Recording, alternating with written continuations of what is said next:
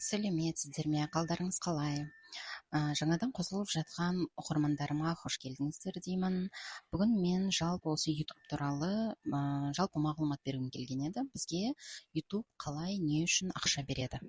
YouTube каналыңыз монетизациядан өту үшін белгілі бір шарттары бар. Бірінші, сіз 1000 подписчик және де 4000 сағат просмотр ұзын видеодан жасауыңыз керек. Яғни бұл шарттарды сіз еще 1 жылда орындауыңыз керек. Мен қазір шортсқа тоқталмай қоямын. Шортстың несі басқаша. 1000 подписчик және 4000 сағат ұзын видеодан сағат просмотр жинауыңыз керек. Бұл ең басты шарттары. Енді біз бұл шарттарды орындағаннан кейін бізге YouTube не үшін ақша төлейді? YouTube ол ақшаны қайдан алады? Осындай сұрақтар бар.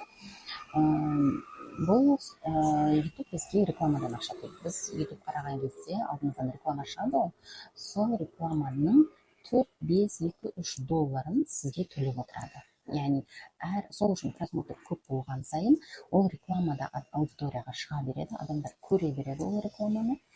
И содан сізге ақша түсіп отырады. Яғни просмотр жинаған сайын реклама көп болады, реклама көп болған сайын сізге де ақша көбірек түседі. Ендігі сұрақ, бізге YouTube қаншалықты көп ақша төлейді? Біздің YouTube'ның ақша төлеуі нишаға байланысты, ең бірінші.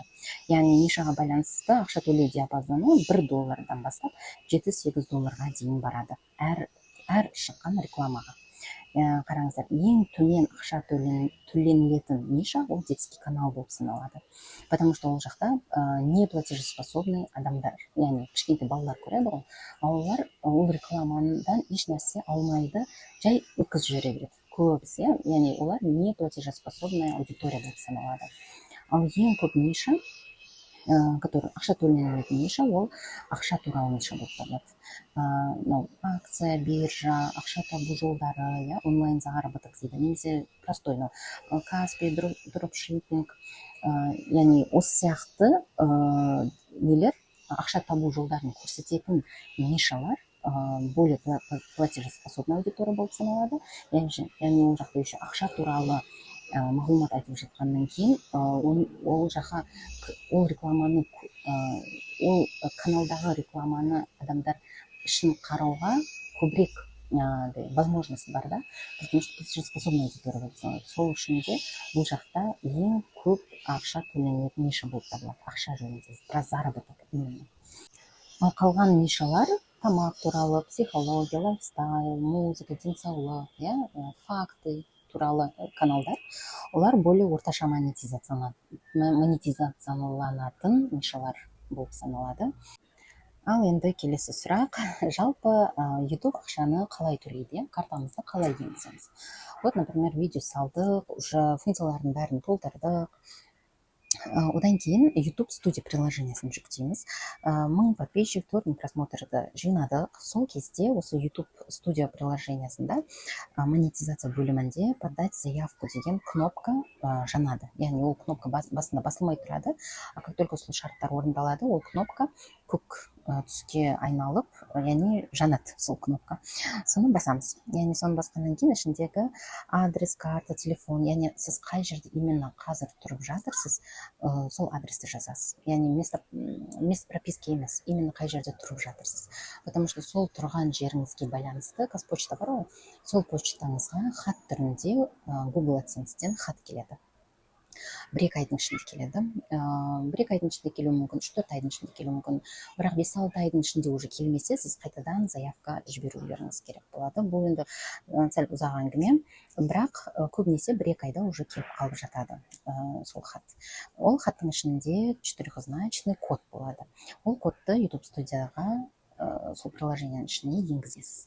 Сол кодты енгізген кезде, поздравляю, сіздің каналыңыз монетизацияланды деп сізге құттықтау келеді.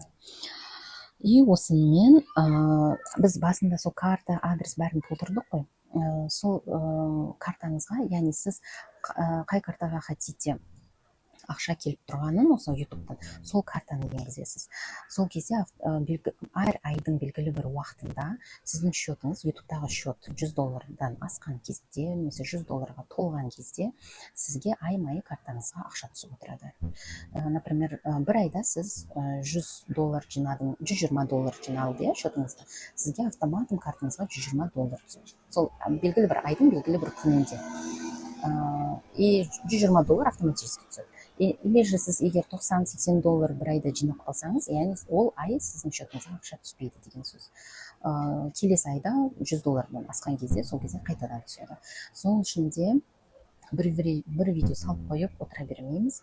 Күнделікті видео, күнделікті осылай жұмыс жасауымыз керек, чтобы ай-майы біздің счетымыз $100 асып тұру үшін. Соны түсіндіре алдым ба? Сонымен жалпы мағлұмат YouTube туралы, ақша төлеу, монетизация туралы весь процессті осылай түсіндіріп өттім. Ойыңызда жүрген осы туралы бір сұрақтар болған шығар. Сол сұрақтарға жауап табылды деген үміттемін.